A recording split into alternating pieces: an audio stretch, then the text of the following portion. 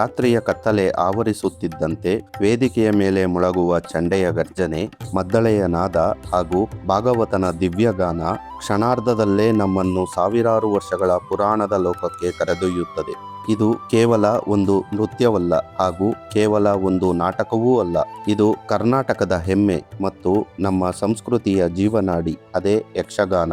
ಬಣ್ಣ ಬಣ್ಣದ ವೇಷಭೂಷಣಗಳು, ಭವ್ಯ ಕಿರೀಟಗಳು, ರೋಮಾಂಚನಗೊಳಿಸುವ ಯುದ್ಧದ ದೃಶ್ಯಗಳು, ಮನಸ್ಸನ್ನು ಮಂತ್ರಮುಗ್ಧಗೊಳಿಸುವ ಸಂಗೀತ ಮತ್ತು ಕಲಾವಿದರ ಅದ್ಭುತ ಅಭಿನಯ ಇವೆಲ್ಲವೂ ಸೇರಿ ಯಕ್ಷಗಾನವನ್ನು ವಿಶ್ವದ ಅಪರೂಪ ಕಲಾ ಪ್ರಕಾರವನ್ನಾಗಿ ರೂಪಿಸಿವೆ. ಯಕ್ಷಗಾನ ಹೇಗೆ ಹುಟ್ಟಿತು, ಇದರ ಇತಿಹಾಸವೇನು ಎಂಬುದನ್ನು ಹುಡುಕುತ್ತಾ ಹೋದರೆ ಭರತ ಮುನಿಯ ನಾಟ್ಯಶಾಸ್ತ್ರದಲ್ಲಿ ಅಲ್ಲಲ್ಲಿ ತೋರಿಬರುವ ಕೆಲವು ಆಧಾರಗಳಿಂದ ಈ ಕಲೆಯು ಬಹಳ ಹಿಂದಿನಿಂದಲೂ ಇತ್ತೆಂಬುದು ಸ್ಪಷ್ಟವಾಗಿದೆ.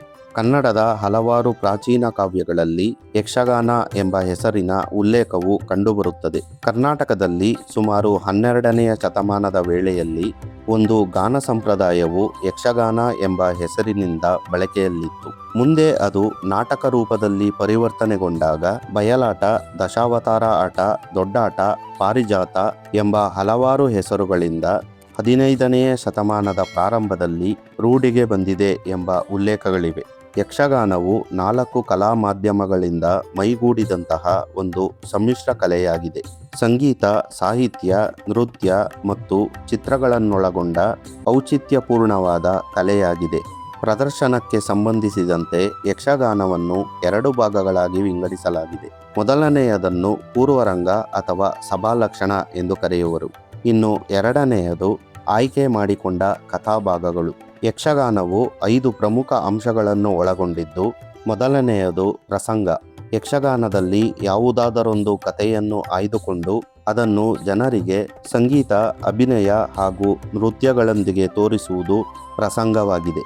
ಉದಾಹರಣೆಯನ್ನು ನೀಡುವುದಾದರೆ, ಮಹಾಭಾರತದಲ್ಲಿ ಭೀಮ ಹಾಗೂ ದುರ್ಯೋಧನರ ನಡುವಿನ ನಡೆಯುವ ಗದಾಯುದ್ಧವನ್ನು ಗದಾಯುದ್ಧ ಪ್ರಸಂಗ ಎಂದು ಕರೆಯುತ್ತಾರೆ. ಇನ್ನು ಎರಡನೆಯದಾಗಿ ಪಾತ್ರಧಾರಿಗಳು. ಪ್ರಸಂಗದಲ್ಲಿ ಬರುವ ಕಥೆಯನ್ನು ಅಭಿನಯಿಸುವವರೇ ಪಾತ್ರಧಾರಿಗಳು. ನಾಯಕನ ಪಾತ್ರ, ಹಾಸ್ಯ ಕಲಾವಿದನ ಪಾತ್ರ, ಸ್ತ್ರೀ ಪಾತ್ರ, ಖಳನಟನ ಪಾತ್ರ ಹೀಗೆ ಪ್ರಸಂಗಕ್ಕೆ ತಕ್ಕಂತೆ ಪಾತ್ರಗಳನ್ನು ಆಯ್ಕೆ ಮಾಡುತ್ತಾ ಬರುತ್ತಾರೆ. ಪಾತ್ರಧಾರಿಗಳ ಮಹತ್ತರ ಜವಾಬ್ದಾರಿ ಎಂದರೆ ನೃತ್ಯ, ಅಭಿನಯ ಹಾಗೂ ಮಾತುಗಾರಿಕೆಗಳಿಂದ ಕಥೆಯನ್ನು ಸಾಧಾರಣವಾಗಿ ಪ್ರೇಕ್ಷಕರಿಗೆ ತಲುಪಿಸುವುದು.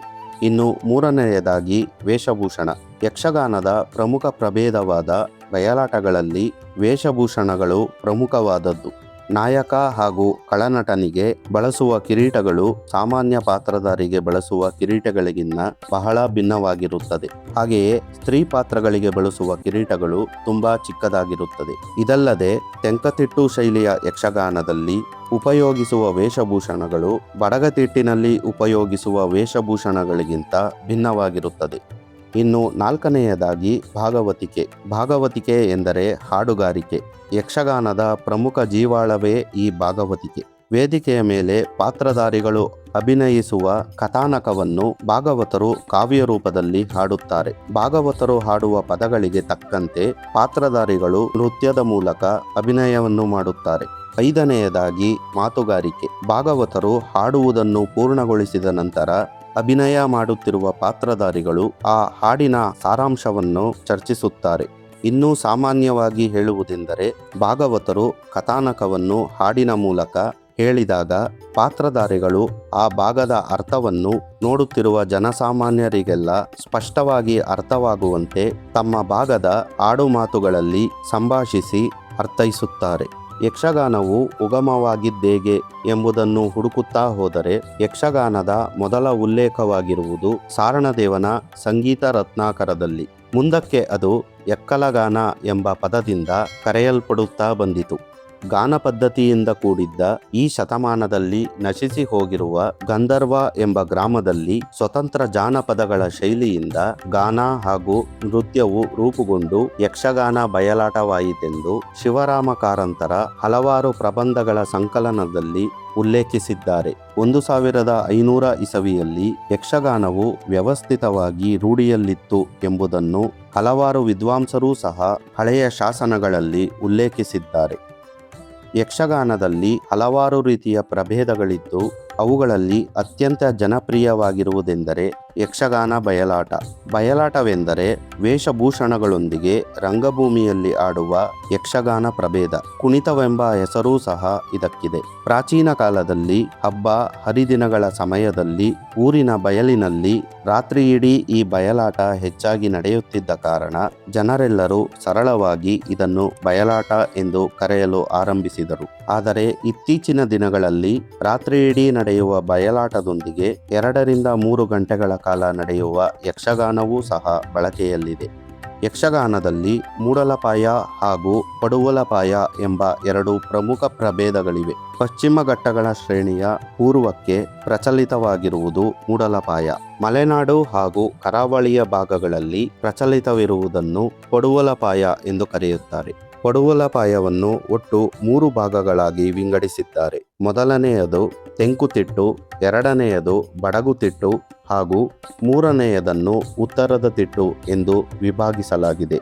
ಮಲೆನಾಡು ಹಾಗೂ ಉತ್ತರ ಕನ್ನಡ ಜಿಲ್ಲೆಗಳಲ್ಲಿ ಉತ್ತರದ ತಿಟ್ಟು ಶೈಲಿಯ ಬಯಲಾಟಗಳು ಕಂಡುಬಂದರೆ, ಉಡುಪಿಯಲ್ಲಿ ಬಡಗುತಿಟ್ಟು ಹಾಗೂ ದಕ್ಷಿಣ ಕನ್ನಡ ಮತ್ತು ಕಾಸರಗೋಡು ಜಿಲ್ಲೆಯ ಭಾಗಗಳಲ್ಲಿ ತೆಂಕುತಿಟ್ಟು ಶೈಲಿಯ ಯಕ್ಷಗಾನವನ್ನು ನೋಡಬಹುದು. ಭಾಗವತಿಕೆ, ನೃತ್ಯದ ಶೈಲಿ, ವೇಷಭೂಷಣಗಳ ವಿನ್ಯಾಸ ಹಾಗೂ ಹಿಮ್ಮೇಳನದಲ್ಲಿ ಕಂಡುಬರುವ ಹಲವಾರು ವ್ಯತ್ಯಾಸಗಳ ಆಧಾರದ ಮೇಲೆ ಈ ವಿಂಗಡಣೆಯನ್ನು ಮಾಡಲಾಗಿದೆಯೇ ಹೊರತು ಯಕ್ಷಗಾನದಲ್ಲಿರುವ ಮೂಲ ತತ್ವಗಳು, ಆಶಯಗಳು ಎಲ್ಲವೂ ಸಹ 3 ಶೈಲಿಗಳಲ್ಲಿಯೂ ಒಂದೇ ಆಗಿರುತ್ತದೆ.